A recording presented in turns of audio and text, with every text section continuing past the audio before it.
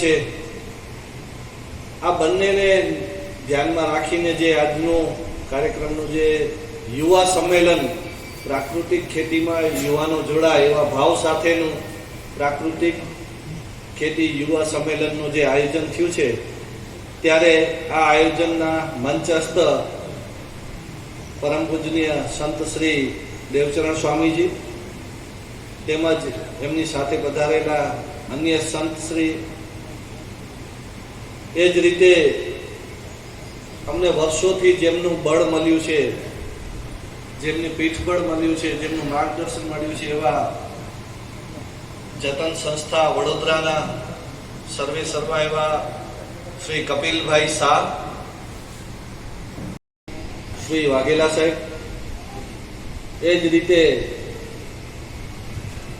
આપણી ટ્રસ્ટ સાથે વર્ષોથી જોડાયેલા છે એવા વલસાડથી પધારેલ યજ્ઞેશભાઈ દેસાઈ, અને આપણા પોતાના કહી શકાય અને આપણા બધાને હંમેશા એક નેતૃત્વ આપ્યું છે એવા એમ કુલ મળીને સામાજિક ક્ષેત્રે ખૂબ સારું કચ્છની અંદર જેમને કામ કર્યું છે એવા માવજીભાઈ બારૈયા, એ જ રીતે રાજથી સંબંધ બંધાય, પ્રકૃતિને આધાર માનીને જીવન વ્યવસ્થાનો વિચાર થાય, પ્રકૃતિ સાથેના સંબંધોને પાછા સમજપૂર્વક આપણે જોડવામાં આવે, અને એમાં પણ ખાસ કરીને જ્યારે આખા દુનિયાનું મોટું કોઈ એક વ્યવસાય સેક્ટર હોય તો એ કૃષિ છે. વાસ્તવમાં તો એ જીવનરૂપી વ્યવસાય હતો, પરંતુ આજે એ આર્થિક વ્યવસાયનું રૂપ ધારણ કર્યું છે. તો આવો જે મોટો વ્યવસાય છે, જેની અંદર બધાનું જીવનનું હિત છે, ત્યાં જે ઝેરનો વપરાશ જે વધ્યો છે અને આ વપરાશ દિન બ દિન વધતો જાય છે, અને જેને લઈને ધરતી માતા ખતમ થઈ છે, પ્રકૃતિના અનેક જીવો ખતમ થયા છે, આપણું જીવનરૂપી જળ છે એ પણ ખતમ થઈ રહ્યું છે, આ હવા છે એ દૂષિત થઈ રહી છે, અને જેને લઈને આ પર્યાવરણીય સમસ્યા કયો કે આરોગ્યની સમસ્યા કયો કે આર્થિક સમસ્યાઓ કે આ બધી જ બાબતોમાં ક્યાંક ને ક્યાંક આપણી આ બધાની ઉપેક્ષાઓ સીધી રીતે ધ્યાનમાં આવે છે. જ્યારે પણ આપણે એને સંશોધન આવા મોટા જે રોગો પેદા થયા છે કે ત્યાં સુધી વિરામ નહીં લઈ શકે, આવું મને વ્યક્તિગત દેખાઈ રહ્યું છે. સદી ખેતીનું જ્યારે યુનિવર્સિટીમાં વાતો કરતા ત્યારે એ ભણેલા હોય ઇંગ્લિશ ખેતી કે જેને કે યુરિયા ખેતી કે રસાયણ ખેતી જેને કહ્યું એની સામે અમે જ્યારે વાતો કરતા ને ત્યારે તો એમ થાય કે આ તો ક્યાં કચ્છમાંથી આવ્યા, પણ આપણે આપણો ચીલો ચાલુ રાખ્યો. આજે આનંદ એ છે કે ગુજરાત સરકારે 200 ની અંદર પ્રાકૃતિક ખેતીના આજે બેનર લગાયા. એ આપણે આનંદ કે સરકારે સ્વીકાર્યું છે. સરકાર સ્વીકારેલી સરકાર આપણે સૌ એના પરિવારજનો છે. એ પરિવારનો મુખ્ય અંશ છે ખેડૂત.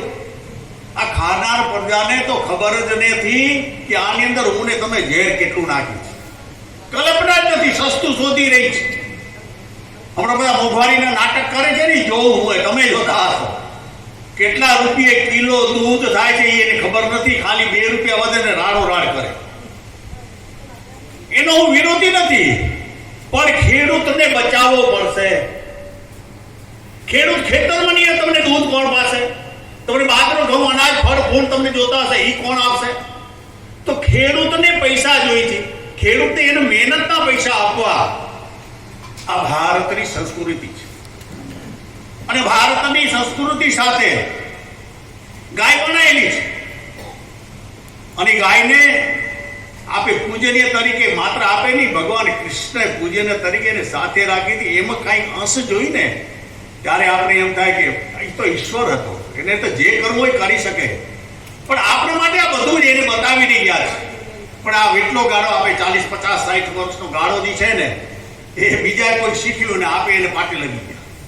અને મને કીધું નહોતું, પણ મનોજભાઈને ખાસ આભાર કરવા માંગુ છું કે આપણે બધાને ફરી ભેગું કર્યું, અને બહુ મજા આવે છે તમે બધાને એક જ ઝોલા સાથે અને એક પાકમાં કઈ રીતે સજીવ ખેતી થઈ શકે એમને ખભે ખભ હાથ મલાવીને કામ કરે. એ રીતે મારા ખ્યાલમાં એક બહુ સરસ દોર શરૂ થયું. ત્યારે ઘણા બધા લોકો કહેતા કે હવે તો જેનેટિક એન્જિનિયરિંગ આવી ગયું છે અને તમે હવે આ જૂની પદ્ધતિની વાતો લઈ આવવાની વાત કરો છો. પણ આ દેશની આ ખૂબી છે, આ બીજી દેશોમાં જોવા નથી મળતું. અહીંયા બધી પ્રકારની વિચારધારાઓ ભેગી, એમના જે માણસો છે એકબીજા સાથે બેસીને વાર્તાઓ પણ કરી શકે, જે ધીમે ધીમે ઓછું થઈ રહ્યું છે. પણ પછી મને યાદ છે શૈલેષ વ્યાસે અહીંયા જ્યારે સજીવ ખેતીનું ને બીજનું કામ શરૂ કર્યું તો આપણે બહેનો સાથે બેસતા અને સમજવાની કોશિશ કરતા, કેમ કે આપણે શીખવા જઈએ તો કોની પાસે શીખવા જઈએ? એગ્રીકલ્ચર સાયન્ટિસ્ટને તો કંઈ આવડતું નથી, એમને તો બધું કેમિકલ જ ભણાવવામાં આવ્યું છે. એમને પાસે થોડું શીખવા જઈએ કે સજીવ ખેતી કેવી રીતે થાય.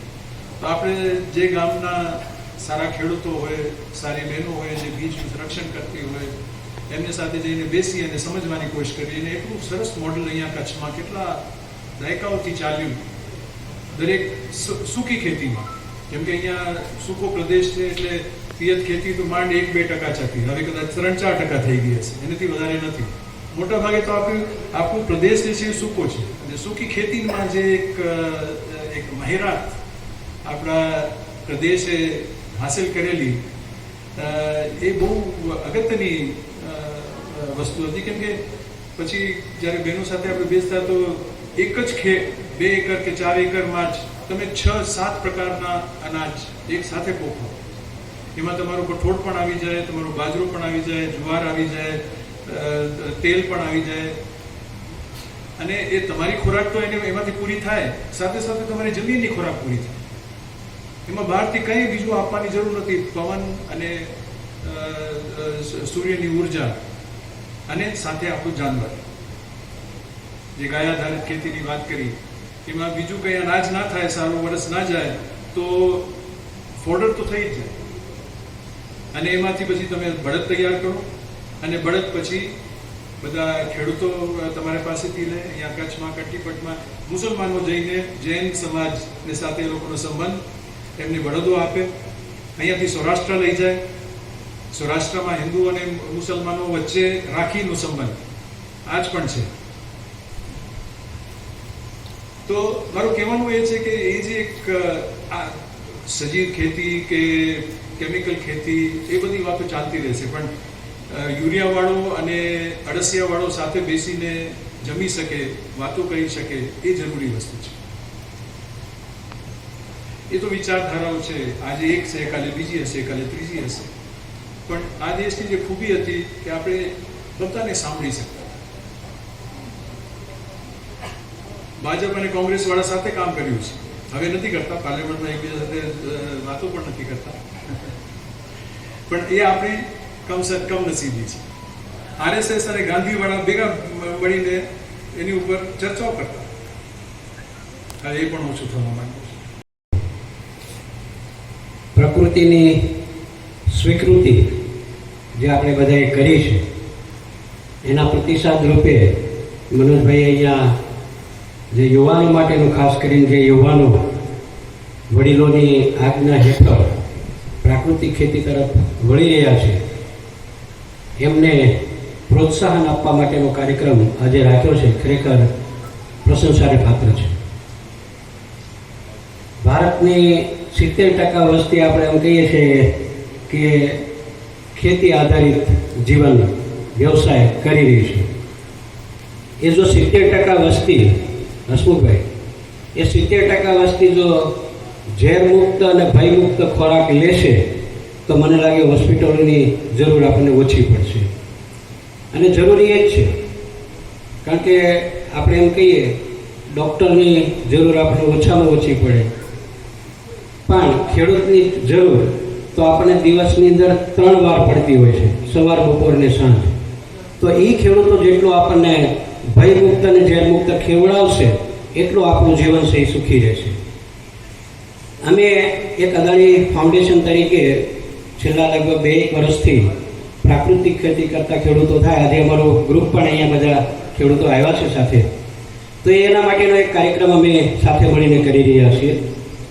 અને એક બીજી પણ મારે જે વાત કરવાની છે, મને લાગે મનોજભાઈ બપોર પછીના ઓલાની અંદર વાત કરી દઈશ.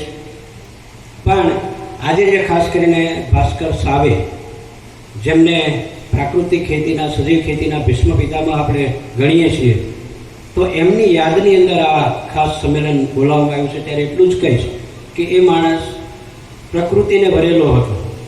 એ માણસ જમીનના કણકણની સાથે વાત કરનારો હતો. જે વૃક્ષ છે એના પાનની સાથે વાત કરનારો હતો. અને જમીનની સાથે કે તને શું ફાવે, તને શું ન ફાવે, એને એ જ પ્રકારનું આપતું એવું એનું પ્રણ હતું. અને જેની આજે સુવાસ એમ કહેવાય કે માણસ નથી મળતો. માણસના વિચારો પણ દુનિયાની અંદર સતત વહેતા જ રહેશે, કારણ કે એ માણસ આપણી વચ્ચેથી દેહરૂપે ગયા છે, પણ વિચારરૂપે આપણી વચ્ચેથી ગયા નથી. તો એ વિચાર આપણને બધાને આપતા ગયા છે, અને એ જ વિચારનો આપણે વધારેમાં વધારે ફેલાવો કરીએ, વધારેમાં વધારે ખેડૂતો સુધી પહોંચીએ, અને વધારે વધારે ખેડૂતો જેટલો અપનાવે તો વધારે સમાજને ફાયદો થશે. અને સમાજને જો ફાયદો થશે તો એને લીધે ઘણી બધી પ્રકૃતિની સેવા આપણે ઘરે બેઠા પણ કરી શકશું. આજના આ કાર્યક્રમની અંદર આટલી બધી યુવાનો જે છે એ જોડાયા, અને મને લાગે મનોજભાઈ હજી જો બધા જણા આપણે પ્રયત્ન કરીએ તો મને લાગે આપણા હોલ પણ ટૂંકો પડે. એટલી વસ્તી જો અહીંયા બેઠી હોય અને પ્રચાર પ્રસાર કરતી હોય ત્યારે આપણે સરસ સ્વસ્થ સમાજની રચના કરી શકશું. અસ્તુ. ભારત માતા કી જય. મારી 15 એકર ખેતી છે. એના પહેલાં તો ટ્રાન્સપોર્ટેશનનું કામ હતું, એટલે કોઈ નોલેજ નહોતું. પણ 2016થી જ્યારે જોડાણા ત્યારે જેવી રીતે ઘણા બધા મહાનુભાવોએ કીધું કે અમે એકી ઝાટકે નિર્ણય લીધો હોય કે ભાઈ યુરિયા બંધ જ કરી નાખવો છે કે ડીએપી બંધ કરી નાખવો છે.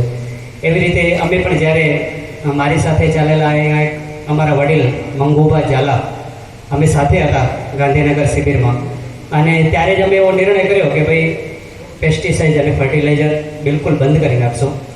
ત્યારથી કરી અને આજ દિવસ સુધી અમે બધું બંધ કર્યું છે. ધીરે આમાં પાપા પગલી કરતાં અમે આગળ વધ્યા. ઘણા બધા મહાનુભાવોના અનુભવ લીધા, ઘણા બધા લોકો સાથે અમે શીખ્યા, હજી પણ શીખીએ છીએ. અને આ તો પ્લેટફોર્મ એટલો મોટો છે કે જન્મ સુધી શીખવાનું જ છે.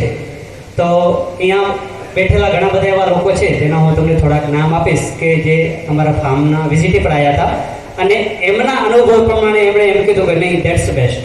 તો ક્યાંક એવા ઘણા બધા નામ છે, શૈલેષભાઈ છે, વાલજીભાઈ છે, એમને હું ફ્રિકવન્ટલી ફોન કરતો હોઉં છું ને. બહુ સારો સપોર્ટ મળે છે. એટલે જે કચ્છ સજીવ ખેતી ગ્રુપ છે એમાંથી ઘણું સારું અમને સપોર્ટ મળ્યો છે. અને સાથે અમારી બાજુમાં જે કેમિકલ ફાર્મર છે, જે અમારું ફેમિલીનું એરંડા મિલ છે એને લીધે ઓળખાણ હોય છે, એમનું ડિસ્કરેજમેન્ટ પણ હતું. અને મને લાગે છે મોટાભાગના તો એમ માને છે કે આ લોકો થોડો ટાઈમ પાસ કરશે અને જમીન મૂકીને ભાગી જશે. બટ અમને વિશ્વાસ છે કે ના, અમે લાંબા ગાળા સુધી ખેતી કરીશું. પ્રાકૃતિક ખેતી, ગાય આધારિત ખેતી, જમીન પાણી પ્રાકૃતિક સ્ત્રોતોને સાચવીને કરાયેલી ખેતી સિવાયનો કોઈ છૂટકો નથી, કોઈની પાસે નથી. અને આ અનુભવ કરતા 35 વર્ષમાં ખેડૂતોએ મને આ વિશ્વાસ આપ્યો છે. એ પછી પણ 3 મોટી ચેલેન્જીસ છે, અને એને નજરઅંદાજ કર્યા વિશે વગરના વક્તવ્યો ખેડૂતોને ગેરમાર્ગે દોરે છે. એવી ભૂલો અને પાપ અમે કર્યા છે, એ હવે સુધારવાનું કામ આપણે કરવાનું છે. પહેલો ભ્રમ, પ્રાકૃતિક ખેતી એટલે કંઈ ન કરવાની ખેતી, આમાંથી નીકળી જજો. એવું ફુકુઓકાએ પણ ડુ નથિંગ ફાર્મિંગ નામનું પુસ્તક લખ્યું. ભાસ્કરભાઈએ પણ કહ્યું, અમે ગોખી બોલે રાખ્યું. નન્નાની ખેતી એમ, ખાતર નહીં, પાણી નહીં, નીંદણ નહીં, મજૂરી નહીં, કશું નહીં, તો પ્રાકૃતિક ખેતી થાય નહીં. આ સમજી લેજો. હે આ બધું ખેડૂતોએ મગનભાઈ જેવાએ શીખવાડ્યું છે. પ્રાકૃતિક ખેતી વિજ્ઞાનની ભરપૂર સમજ, લેટેસ્ટ સમજ માંગે છે, રોજનું ધ્યાન માંગે છે, ઓબ્ઝર્વેશન માંગે છે, એનાલિસિસ માંગે છે, અરસપરસમાંથી શીખવાનું માંગે છે, અમલ કરવાની મહેનત માંગે છે. એ સિવાય પ્રાકૃતિક ખેતી શક્ય બનતી નથી.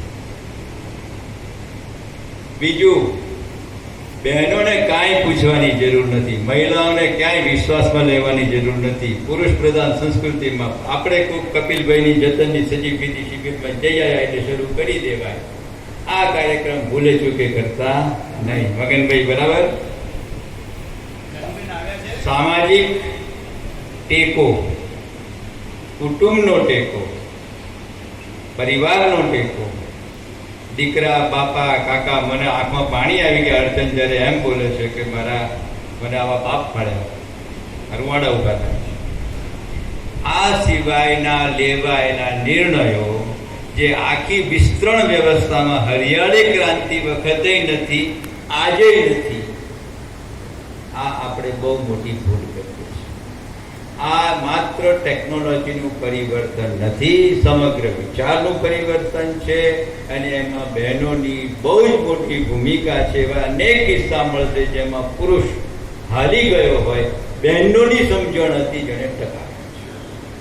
એટલે હવેની કેટલી શિબિરો, આપણે એક કાર્યક્રમ એવો કર્યો હતો કે જેમાં મહિલાઓ સાથે જ આવવાનું, પરિવાર સાથે જ આવવાનું. એટલે આ ટેકનોલોજીથી આપણે પ્રશ્નને ઉકેલીશું એ શક્ય અધૂરું છે, શક્ય નથી એમ કહેવા કરતા કુટુંબને સાથે રાખી અને આ કામ થવું છે. ત્રીજું, મારી પાસે બધા જ જવાબો આવી ગયા છે એવું કોઈ પણ કહેતા હોય તો સમજવાનું કે એ ફર્ટિલાઇઝર અને પેસ્ટિસાઇડ વેચનારા અને ઓવરક્લેમ કરનારા કરતા જુદા નથી. આ સતત વિકસતી બાબત છે, પ્રકૃતિને સાથે રાખીને વિકસાવવાની છે. કોઈ અંતિમ સત્ય કોઈને લાધી ગયું નથી, એકબીજામાંથી શીખીને આગળ વધવાનું છે અને એ પ્રક્રિયા સતત ચાલુ રહેવી જોઈએ. આપણે ખેડૂતોને ટેકનોલોજીના માત્ર ઉપભોક્તા બનાવવાના નથી, એ લોકોને વૈજ્ઞાનિક બનાવવાના છે. દરેક ખેડૂત પોતાનો પ્રશ્ન પોતાની રીતે ઉકેલતો થાય, પોતાના ઇનપુટ બનાવતો થાય, એને સુધારતો થાય, સંવર્ધન કરતો થાય, એક અભિયાનનો મહત્વનો ભાગ છે. આપણી સામે મોટાભાગના સજીવ ખેતી કરનારા ખેડૂતો જે વાત કરતા હોય છે તેને કોઈક ને કોઈક આવક હોય છે અને દેશના 70% ખેડૂતોને બીજી આવક નથી. 80-90% ખેડૂતોને માત્ર 2.5 એકર જમીન છે, એને આવા સંમેલનોમાં આવવાનો સમય પણ નથી. એ જો આપણો આરાધ્ય દેવ હોય તો એને પછી અને એની તકલીફો સમજીને વાત કરતા આવડવું જોઈએ. એટલે ક્યાં ક્યાં નિષ્ફળ જવાય છે તેની વાત અચૂક કરવી એ નિષ્ફળતાનો એક મહત્વનો ભાગ છે. કુટુંબને સાથે રાખ્યું નથી અથવા તો સામાજિક વાતાવરણ ઊભું નથી કર્યું તો એ પડકારને કેમ ઝીલ્યા, આની વાત યુવા પેઢી કરે, સમજે અને સમજાવે. આ પરિવારમાં બેઠા છે. બીજું, ટેકનોલોજીનો ઉપયોગ કરવામાં ક્યાં ક્યાં ખોટું કર્યું, ક્યાં નથી સમજ્યા, અધૂરું સમજ્યા, ક્યાંક ભેખડે ભરાઈ ગયા, કેમ કરીને એમાંથી નીકળ્યા, આની વાત ચોક્કસ કરો. આ રોયલ રસ્તો નથી. ખેતી પોતે જ કાંટાળો રસ્તો છે. સજીવ ખેતી એનાથી વધારે કાંટાળો રસ્તો છે. હું ખેડૂતોના અનુભવોથી કહું છું, એક પુરસ્કર્તા તરીકે કહું છું. કાંટાળો શબ્દ સારો નથી પણ ચેલેન્જીસ છે. ગુલાબી ચિત્રો રજૂ કરવામાં ખેડૂતોને ભરમાવાનું કામ થાય છે અને એ કામ યોગ્ય નથી. ટેકનોલોજીની બાબતમાં પણ એવું છે. બધા જ વસ્તુઓના સવાલોના જવાબ મળ્યા નથી. અલબત્ત 35 વર્ષ પહેલા જે કંઈ ચીજો હતી એના કરતાં આજે ખૂબ બધું આપણને મળી ગયું છે. બહુ આધારપૂર્વક બાબતે પણ ગોથા થાય છે. સંપૂર્ણપણે પ્રશ્નો ઉકલી ગયા છે તેવું નથી. જ્યારે પણ વાત કરો ત્યારે કુટુંબને કેમ સાથે લીધું, ટેકનોલોજી કેવી રીતે ઇમ્પ્રૂવ કરી, એમાં શું શરૂઆતની ચેલેન્જો આવી, બજારને કેવી રીતે સર કરી, આ ત્રણેયની વાતો કરો તો વધારે જમીનની ઉપરની વાતો થાય. આપણે સજીવ ખેતી અભિયાનને હવામાં ઉડેલું રાખવું નથી, જમીન પર ઉતારવું છે. તમારી ઘણાની વાતોમાંથી એ આવે છે, કેટલાકમાં નથી પણ આવતું. એટલે મને આ મારી જિંદગીનો બોધ તમને પીરસવાનો. બોલતું મને થોડુંક કે ખોટું મારવું કોઈને એના કરતાં મૂકી દે. એટલે મેં એમને કીધું કે હવે શું કરવું. ત્યારે અમે પહેલાં જુનાગઢના છીએ, એટલે આપણે ગોરસિયાભાઈના ખારેક ને એ બધું વેચતા હતા. પછી વેચતા અહીંયા પહોંચી આવ્યા. અમે કીધું જમીન બતાવો, તો એ અમને નરા લઈ ગયા. તો નરામાં એટલી સસ્તી જમીન અને ડેમનું પાણી એક જ જગ્યાએ હતું. ત્યાં જમીન લીધી અને પહેલો અહીંયા આવ્યો અને સેમિનાર એટેન્ડ કર્યો કે આવી રીતના પ્રાકૃતિક ખેતી થાય છે અને આ બધું છે. અને પપ્પાએ કીધું આપણે જો ઘર પૂરતું છે, કાંઈ નહીં થાય તો આપણે ઘરે ખાઈ પીને જલસા કરશો એમ, તો તારે કર ટ્રાય. એટલે અહીંયાથી બધું જાણી અને ભલે અમુક વસ્તુ અમે ન કરી શક્યા કેમ કે અમારી પાસે ગાય નથી, એટલે અહીંયાથી કોઈક પાસે જીવામૃત લઈ જાય ને એવું બધું અમે કર્યું 1-2 વર્ષ. અને જોયું એટલું કે આપણે કંઈ કરવાની જરૂર જ નથી, એ કેટલું બધું આપે એમ. એ તો પહેલી વાર ખબર પડી મને, કારણ કે ઓમ મોડ અમારું શું કહે વેપારી કોમ રહે ને, એટલે એવી રીતના નથી ખબર કે આટલું બધું આપણે આટલું કિલો નાખીએ ને આ ટનના ટન થઈને પછી પાછું આવે એમ. એટલે એવી રીતના અમે કર્યું. પછી ધીમે ધીમે અમારા બાજુના ગામના ભેંસણ ગામના ભાઈને લઈ આવ્યા. મેં કીધું આમાં કંઈક શીખવાડો, કઈ રીતના પાણી વળાય, કેવી રીતના બધું કરાય, દોર્યો ગોર્યો કઢાય. એને 2 વર્ષમાં એ ટ્રેનિંગ કરી. એને તે વખતે અમારે કાઠિયાવાડમાં દુકાળ હતો, એટલે એ નવરા હતા. એની પાસે શીખો, ધીમે ધીમે હાલ્યું. 2018માં વળી દુકાળ પડ્યો, એટલે અમારી પાસે પાણી નહોતું. તો અમે 5 રૂપિયામાં શેરડીનો રસ અને 10 રૂપિયામાં ગમે જે સિઝનના આવે ફ્રૂટ જ્યુસ અહીંયા વેચ્યા. વળી પાણી આવ્યું, વરસાદ પડ્યો, વળી પાછા વયા ગયા અને આવી રીતના ધીમે ધીમે ખેતી હાલે છે. હવે 1 કરોડથી નીચેનું મશીન નથી જાય રવો બનાવવાનું, તો આમાં આપણે શું વાંધો. હવે સેમ અમે મગની દાળ બનાવી. હવે મગની દાળ બનાવી તો ફોતરાવાળી દાળ તો ફોતરાના હિસાબે વહી જાય, પણ જે મોગર દાળ બનાવીએ હવે ગમે એટલું ધ્યાન રાખીએ તો દાણામાં કોઈ વખત તો માથે ફોતરું રહી જાય ને. તો એમાં લખીને આપ્યું સ્પેશિયલ હાથની બનાવેલી દાળ. હવે કોઈ એમાં કહે કે એમાં ફોતરું રહી ગયું, હાથની બનાવેલી છે ને, મશીનમાં નથી. મશીનમાં પોલિશ કરો તો ઉપરનું ફોતરું નીકળી જાય તો તમને ન્યુટ્રિશન નથી મળતા. મારે અહીંયા પોઈન્ટ એ કહેવો છે કે આપણે ખેડૂતો જ્યારે પ્રાકૃતિક ખેતી કરીએ છીએ, આપણું કારેલું નાનું થશે, ટમાટર નાનું હશે કદાચ, હે ને, આપણો મગનો દાણો નાનો થશે, આપણી સિંગાનો દાણો થોડો નાનો થશે, પણ આપણે જો માર્કેટિંગની આદત હશે, આવી થોડીક આવા સેમિનાર હશે, આવા એક્ઝિબિશન હશે, એમાં જશું તો આપણને આપણો માલ વેચવા માટે કોઈની ઉપર ડિપેન્ડ નહીં રહેવું પડે. આપણને આઈડિયા આવી જશે કે મારો માલ આમાં ખાસિયત શું છે. આપણે બીજાની નકલ કરતાં મારા માલમાં શું ખાસિયત છે, આ ખાસિયત જો આપણને ખબર પડશે અને આપણને જે ખબર પડી બીજાને જો કહેતા આપણને આવડશે, આપણું માર્કેટિંગ થઈ જશે. મારો માર્કેટિંગનો સબ્જેક્ટ હતો, મને બોલવાનો મોકો આપ્યો. ખૂબ ખૂબ ધન્યવાદ.